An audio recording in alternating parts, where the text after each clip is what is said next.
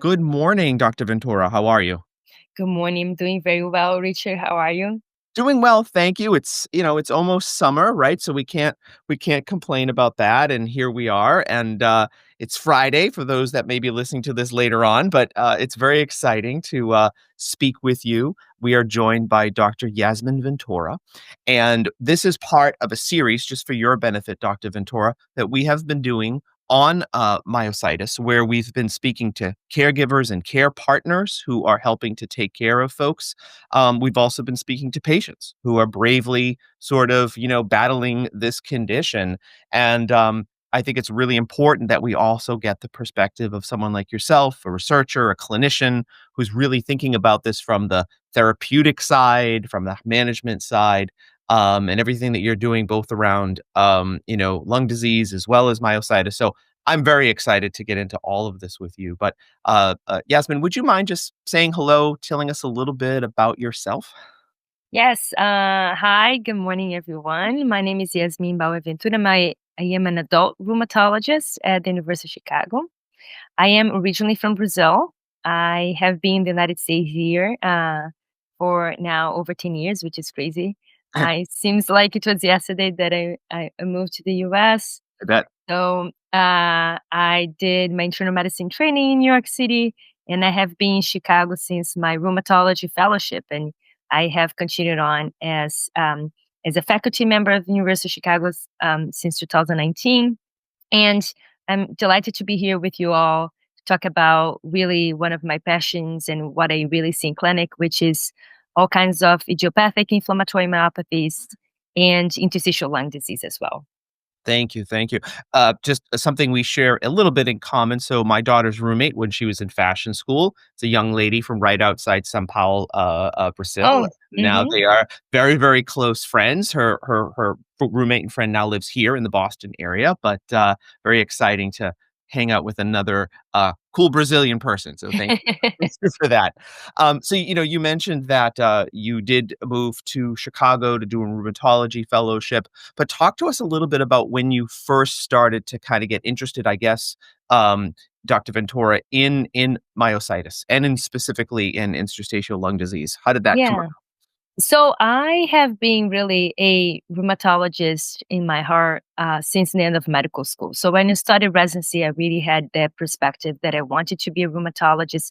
It just really fascinated to me that a rheumatologist is a specialist that see the patient as a whole, right? We don't have a specific system we focus on. right? We see Right. patients whose diseases can affect virtually any system, any organ, any part of their body. And I really loved the long-term relationship that I saw with my preceptors in rheumatology, and I wanted to have that in my professional life as well. Mm, But during my time in New York City, I had just the most wonderful experience in with my pulmonary colleagues, especially in the intensive care unit. So mm, lung disease is something that really fascinated me during my early years of training. And when I came to the University of Chicago, was just the perfect setting. You know, that moment when the just moment. I once in a moment. life converges in a way that makes a lot of sense. So when I started University of Chicago, they had a big cohort of patients with inflammatory myopathies in general.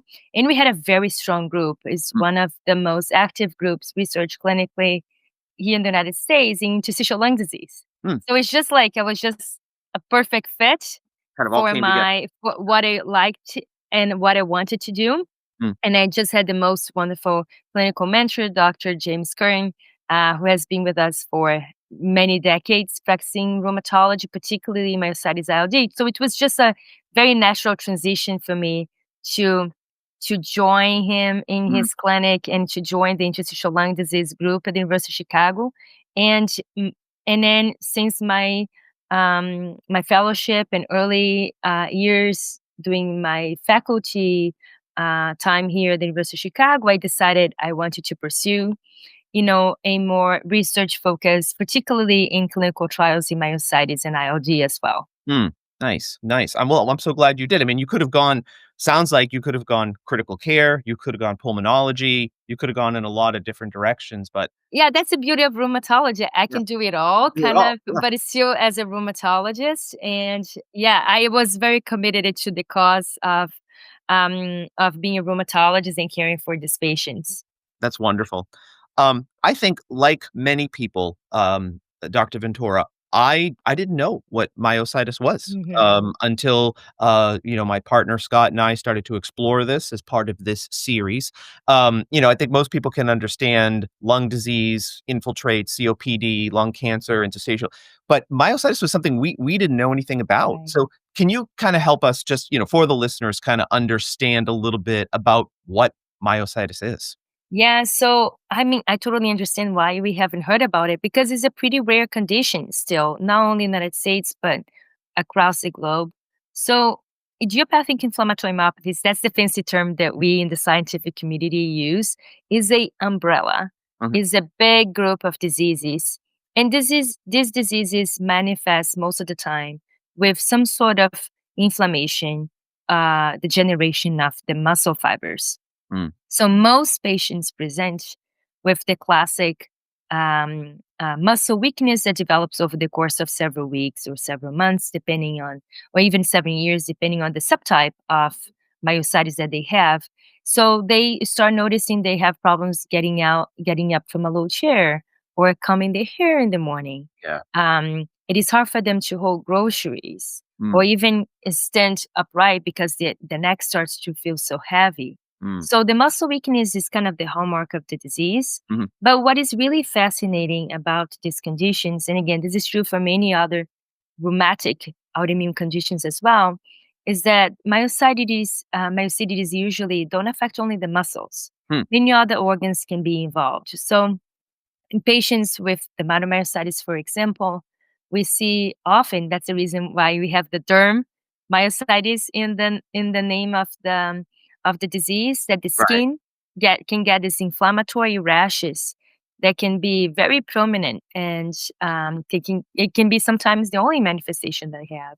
Some patients, as we have discussed, a huge proportion of them, depending again on the subtype of Mm, myositis, can have interstitial lung disease, and that sometimes, again, is the only clinical manifestation or the most important clinical manifestation for that patient.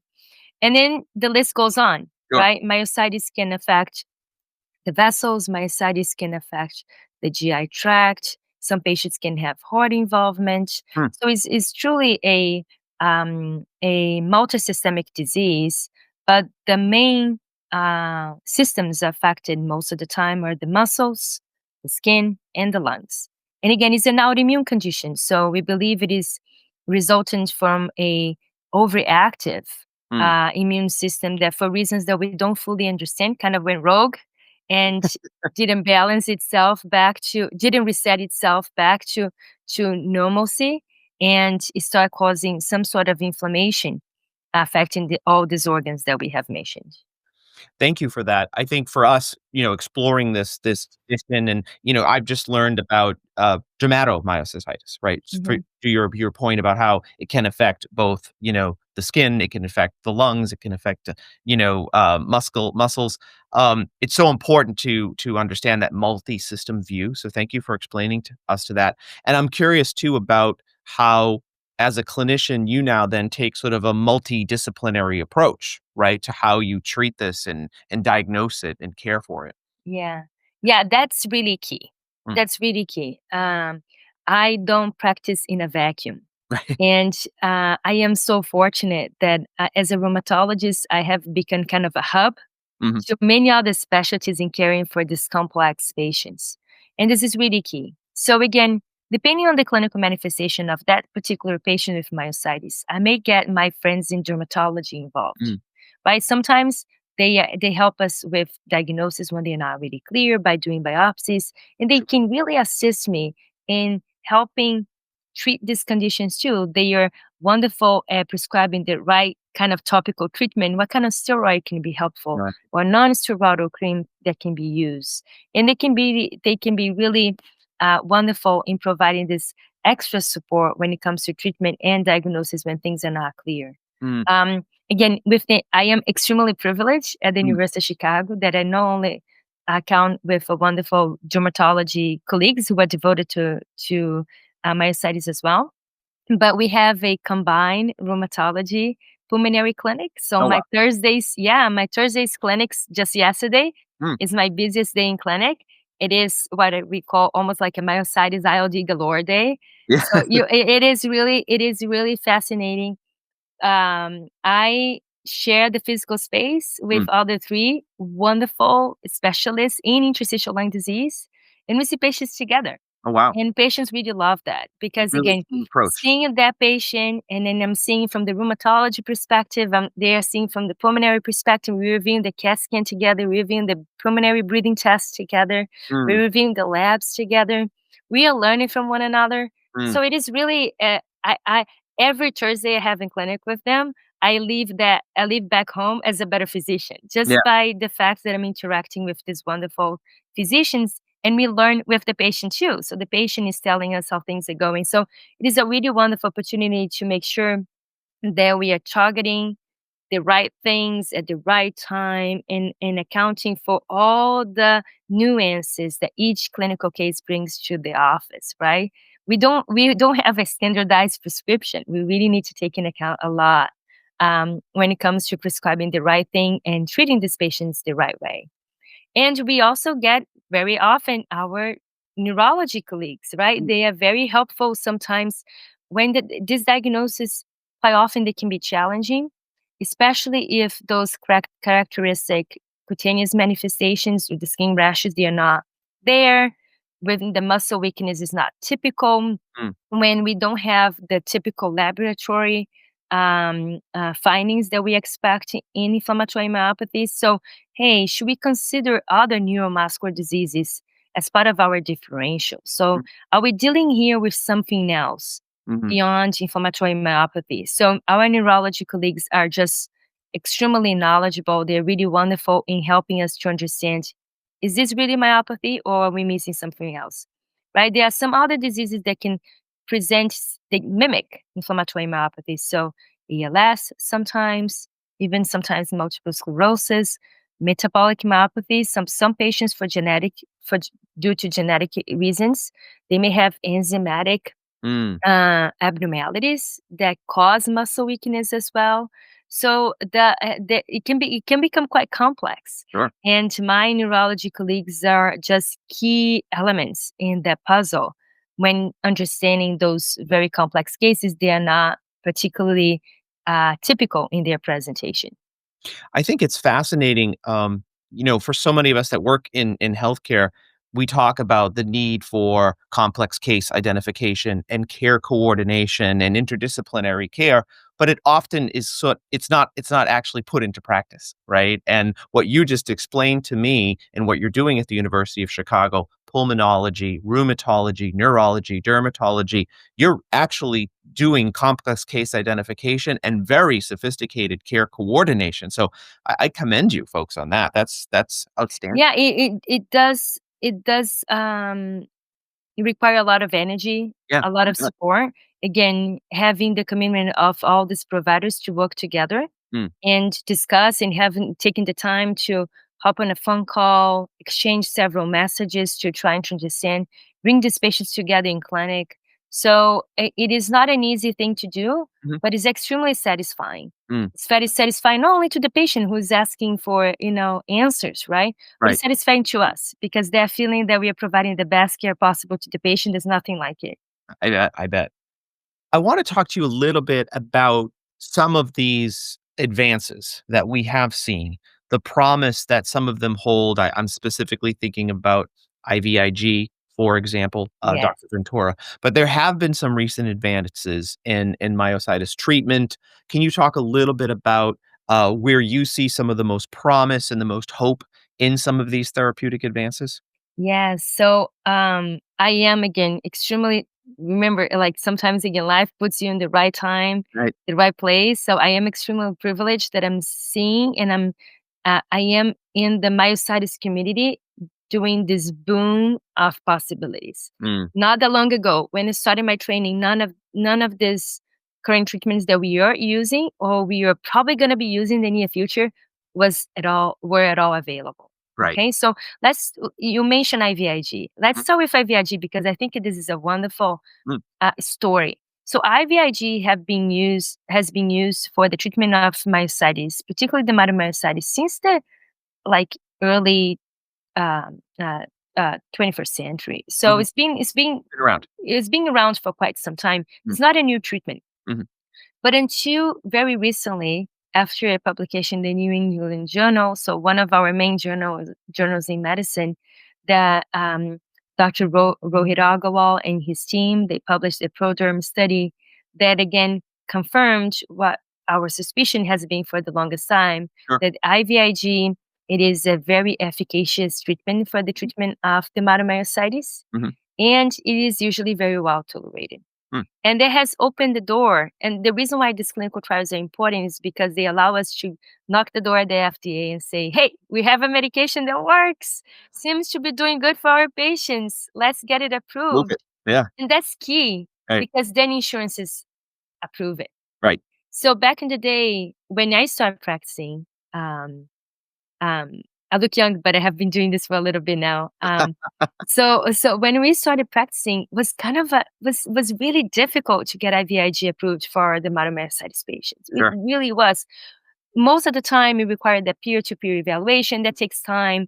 We're talking about weeks and weeks of patients waiting, and the disease keeps going. Right, the disease is not waiting for Doesn't wait. insurance to Yeah. approve it. Yeah. So now with the clinical trial, it's much easier to get Mm, things approved. mm, Um, and IVIG has really been beneficial to our dermatomyositis patients, and it's not only in the dermatomyositis that we use it. mm. We're using other myositis as well, but off-label at this point. But now we have so many other clinical trials in the pipeline. Yeah. Some of them publishing wonderful results um, in phase 2 and 3 clinical trials. We're waiting for more to come in the next few months, in few Mhm. years.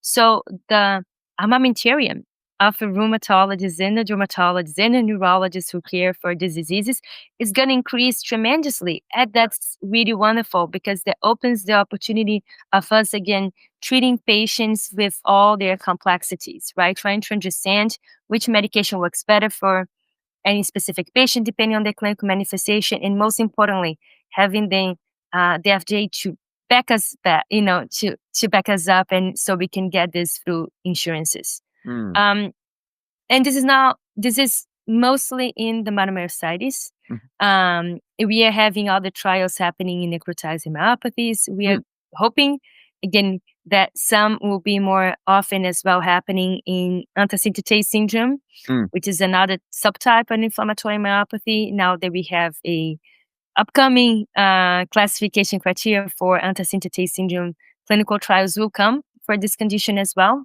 And the most exciting is that we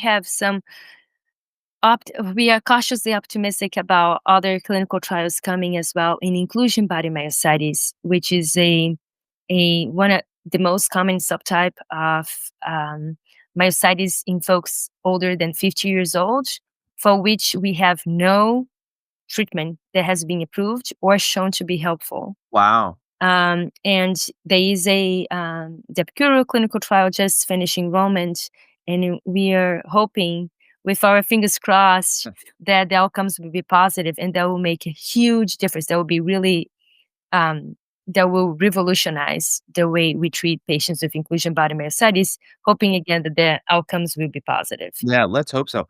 I wanna move back for 1 second. Something you mentioned in your explanation, Dr. Ventura, about insurance, right? And insurance, sort of approval. Um, my work is in public health, specifically, innovation in public health, but also a big focus on health equity. I know health equity, bringing clinical trials to underserved communities. This is also very important to you, equity in research, patient representation. Can you talk a little bit about some of the challenges associated from a health equity standpoint? And I'm sure it goes well beyond insurance and ability to pay, Dr. Ventura, but I'm interested in the work that you've done there personally, but I think our I think our audience will be interested in it as well. Yeah, this is really key, and this has been truly one of my goals in my statement when I started as a faculty member at the University of Chicago. Mm. I wanted to bring again from let's start the question from the research standpoint Sure. initially. So as we are seeing a boom of clinical trials in myositis, which is really wonderful, something Mm. we haven't seen not that long ago. Um, we know, and this is not only myositis, this is all kinds of diseases. We know that individuals from racial, social minorities, Sure. marginalized patients have been excluded most of the time from clinical research Sure. in general. And that's for many reasons, Mhm. right?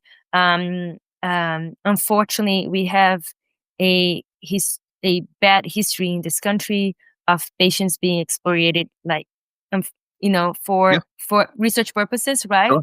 Yeah. And there's a lot of suspicion from many And mistrust. communities Sure. Yeah. and lack and truly lack of trust. And I Mm. don't blame them. A lot has happened historically, and they are concerned. They want to preserve the Mm. health, they want to preserve the autonomy. Mm. And traditionally, again, many of these individuals have opted out from clinical research. Mm. On top of that, physicians have in clinical trials not being able to reach these communities and then build that trust again, which is really key. And that's a problem because, again, if you're a clinical trial, all individuals have the same racial, social, economic background. Right. The results of that clinical trial may not apply to my real world Situation. patient Yeah. situation, Yeah. right? So diversity is really important. Individuals may react differently Mhm. to a specific medication for many different reasons. Mm. So diversity is really key. So when I started as a faculty member, that was one of my statements. I want to bring clinical trials in myositis for the Chicagoland community for the first time. Nice. And not only that, I want to be able to recruit, enroll in a trustworthy way Yeah. individuals from minorities. Mhm. And I'm happy to say that this has been really the case again by building back that trust, Yeah. that connection. Clinical trials is really is a human relations a kind of platform. You're right. So if you don't have a good connection with your patient, a trust, you won't be able to recruit to these important clinical trials that will be beneficial, hopefully for those individuals who are being recruited, but also for everybody else to come, Mm. right, with this condition. So, from the research standpoint, there has been a really big push from the government traditionally Mhm. until very recently, and also from the scientific community to make sure that these clinical trials are as diverse as possible. Mm. From the insurance standpoint or from the medical care standpoint, this is also a big issue. We know this data is not only, again, applying for myositis, but for all kinds of diseases. Right. But talking about myositis specifically, unfortunately, individuals uh, from racial minorities in marginalized sociodemographic situations, Sure. they get their diagnosis much later. Right. By the time they're diagnosed, their disease has been, Mhm. again, much more active, has caused more complications, has been more severe, Mm. and a lot of them are doesn't a lot of them don't have, again, private insurance or Right. coverage to be Right. able to provide good medical care in a timely fashion and treatment as well. So this has huge implications. And again, depending on where you live, there are some academic centers that provide care to folks who, again, don't have the means um, to have good medical care elsewhere. And it's important that individuals are connecting again with patient organizations to try and to understand Right. how they can um, how they can connect with physicians who care for this specific disease. How can they can have the best care possible? Um, and the patient organizations are really key in providing not only guidance in Mhm. identifying and connecting patients and physicians, but also support from, again, support groups and educational Allegations. platforms, etc. Yeah. I certainly spend a lot of time teaching my students about mistrust and social determinants of health and proper communication and transparency. So thank you for giving me a very real example of how you're doing that. It's not theoretical. You're applying that in the work that you're doing to kind of bring the trust and bring those clinical trials to underserved communities. So I appreciate that. One sort of closing topic I'd love to get in with you a little bit. It's not a fun topic, unfortunately. We know that we're dealing with a lot of funding challenges right now in our climate. There's certainly been a ripple effect across not just rare disease, but I'm sure rare disease is feeling it even more since it's traditionally underfunded anyways. As you think about some of those ripple effects of the decreased funding, Dr. Ventura, sort of, how do we return some of the investment from federally funded research? What's sort of your thoughts around that threat? Yeah, as part of the scientific community, we are extremely concerned. Mm, Extremely concerned. mhm. I don't know any situation in which you can name a positive outcome from defunding research Sure. in any time in history. Right. There's no such a thing. So I'm not talking about from the financial standpoint, Sure. right? There's plenty of research that's showing that every single dollar of investment in research is definitely going to pay off in the future, Right. 2, 3, or even more times higher than the initial investment. So from the financial standpoint, it's clear that funding research has wonderful downstream outcomes, but Mhm. this is not what we're talking about here. From the scientific standpoint, that is really concerning. The United States has been, for several decades, a beacon of scientific development in health research. Mm. Physicians and researchers come from all over the world, the best universities in the world, to study here and to practice here. Mhm. And and that's the reason why the research has boomed in the US for Mhm. decades. And again, we have been really the front line Right. of research, basic trans- and clinical research Scientific for so clinical. many years. Sure. Yeah. By defunding the research, we are at risk of losing all these wonderful minds. Mm. Again, um, uh, some surveys have been published around that individuals, researchers, physicians, they are more willing to move to Canada, to Europe, and other places to be able to pursue a research career that has a more solid Mhm. funding mechanism, Foundation. Right. right?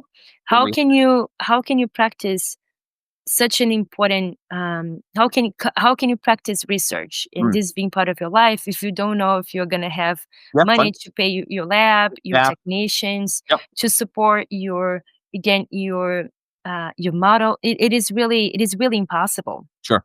right? The instability, the insecurity makes research impossible, especially because we're talking about several years of investment, right? Research is something that takes time. Yeah. This is the nature of things because It it doesn't needs happen to be, overnight. doesn't happen overnight. It needs to be done accurately, right? The hypothesis change, the experiments take time. And if you don't have this long-standing research that is solid, funding that is solid, you won't be able to run experiments that really take time. So in addition to the brain drain of so many wonderful individuals, because this is really true, this is going to be impactful, Yeah. right? For our daily lives. I Right. don't think that we at this point fully understand how negatively this will impact everybody's life. And this is regardless of your political background. Right. That's what I mentioned to people. It doesn't matter if you're a Politics Republican, a aside. Democrat. It doesn't matter where you're coming from. Mhm. All of us at some point in our lives will be diagnosed with something. We'll need medical care at some Mhm. point.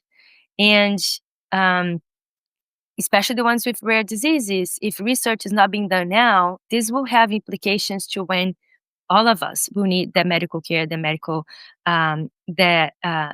specialists, that breakthrough treatment that it will only come if research is being funded, solidly funded for a long time, and with the right personnel. So this is extremely concerning. I think that we don't fully encompass, we don't fully appreciate how detrimental this will be to everyone's lives, Right. regardless of how much money you have, your Mhm. political background. And unfortunately, we are in a moment that this will truly probably delay things. And there are areas of research that may never recover from Yeah. defunding, Sure. right? We are talking about, again, I was reading about a registrational cohort of and to understand the outcomes of diabetes, one of the most common chronic diseases in the Top United 5 chronic States. disease in this country. Yeah. And it Yeah. runs for decades Yeah. and it's being defunded. Mm. What is happening for this research study that's been running for decades is gonna basically Yeah. get shut down, and we'll never know, and we may never recover from that lack of infrastructure. Right. So I don't know. I think it is sad. It is sad for the folks who are It coming is. in. Again, folks who are now in undergrad, Yeah. college, starting Who their wanted to. PhD. Yeah. Their careers may change forever, and a wonderful potential researcher may never accomplish their Mhm. potential because, again, the funding won't be there. Yeah, I think all we can hope for at this point is, this message to policymakers that you're giving out right now, the public starts to recognize more of this. I know here we're focusing, and I'm sure you are as well, on much more diversity of research funding, as a cornerstone for how we're going to move forward. But it's not going to be enough, right? That's right. It isn't going to be enough. Um, Before I let you go, I do want to ask you sort of one last question, Dr. Ventura. As patients and caregivers are navigating rare autoimmune diseases, especially in light of where we are from a funding climate, any final pieces of advice for those folks? I know you talked a little bit about advocacy and education and foundation and community is really important, but just sort of where do you sort of give the most advice to a new patient you see in your Thursday clinic, I guess? I think the most important thing is that, again, understanding that we don't practice in a vacuum, Mhm. and patients are now and they need to always be their best advocates. Yeah. And it sounds like a broken record, but um, a patient needs to do their homework. Mhm. And unfortunately, this comes with energy and time Mhm. and support. So Mhm. this is not free lunch. This is not something that comes easily. It is true, and I tell my patients, in order for you to understand how to get the best care possible, it is my first recommendation is for these patients to check with patient organizations. Yeah. Patient organizations, quite often, again, they are nonprofits. They have, again, the patient soul at the core of their values. Mhm. So, again, connecting with the patient, providing the support that they need. And also, they are nowadays much better at also connecting with the physicians and the specialists and the experts out Mhm. there as well. Mhm. And they have been really a bridge Yeah. between these experts and the patient community. Mhm. And they are a wonderful source of good educational material, good information as well. Mhm. Social media is out there, and don't get me wrong, there are wonderful things in social media too, but there's a lot of misinformation that comes across even in the healthcare Right. platform, Sure. right? Sure. So unfortunately, there are individuals who are selling the miraculous drug that has not been, validated Sure. in the scientific community. So it's really important that individuals identify a good stream of reliable information Mm. to understand better how the disease is, to understand better how the processes go, what to expect from the disease standpoint, from the patient standpoint. But also, these patient organizations can be really wonderful connectors to the expert, Sure. right? I definitely in Chicago have seen patients who have come to me because they first connected with the Myositis Association, for Mm. example, and they were like, "Oh, I need someone in Chicago area," and then the Myositis Association connected that patient You with me. Yeah. Yeah. So this is it because sometimes it's not easy for patients to know how to find the right doctor Mhm. and and connect with them in a timely manner. And also, again, this is a great opportunity for them to have the education they need. Again, Yeah. accurate information, information that is being reviewed by experts in a regular basis, making sure that it's accurate and also updated, and the patient support groups, Yes. right? Right. Again, nobody's supposed to deal with whatever rare or not rare disease by themselves, Alone. Yep. right? Like being alone is not going to help us. We are Mhm. social animals. We Creatures. need that support. We really need that support from others. Mhm. And when you hear what others have been through in this path, and we're trying to understand how to have the right expectations in mind and how to organize your own life when it comes to caregiving, when it comes to Mhm. financials, when it comes to daily life activities, right? Like, how do I run my business? How do I connect with my partner? How do I tell this to my children, Mhm. etc.? So others have trailed that path Yeah, and can absolutely. provide that kind of mentorship from the patient to patient standpoint. So I cannot emphasize enough the importance of the patient community Mhm. in connecting with one another and also connecting with experts as well. I appreciate that so much. Dr. Yasmin Bauer-Ventura, thank you so much for telling us your journey, telling us about Yes, it has been a pleasure. your clinical work, the work that you're doing around advocacy and patient equity and clinical trial equity. I really appreciate that. Folks, please visit myositis.org to learn more about myositis, to look at opportunities to fund research, to be involved as an advocate. You can find us on rareawarenessradio.org. And once again, Dr. Ventura, thank you so much for your time today, and we really appreciate it. Thank you so much, Richard. It was a pleasure.